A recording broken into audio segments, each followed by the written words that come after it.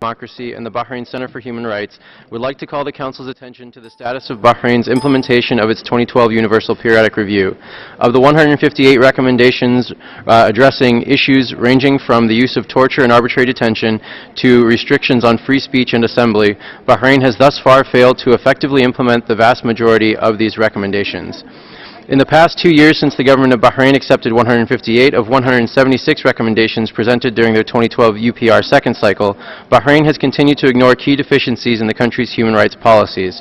For example, the government accepted 8 recommendations regarding restrictions on the ability of Bahraini mothers to pass their citizenship on to their children of non-Bahraini fathers.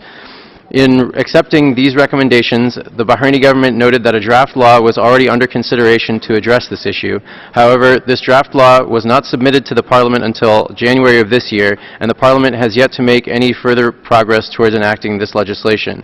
In the same time period, however, the Government of Bahrain has taken a number of steps which directly contradict core recommendations of its latest UPR.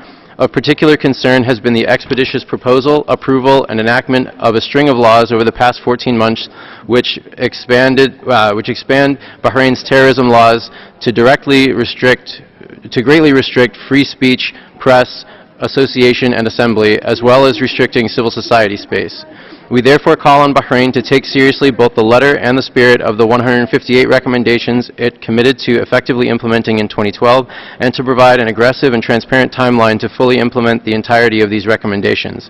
We further call on the international community and OHCHR to continue to support concrete steps towards reform and further capacity building in Bahrain, with the aim of achieving the international standards of human rights that all Bahrainis deserve.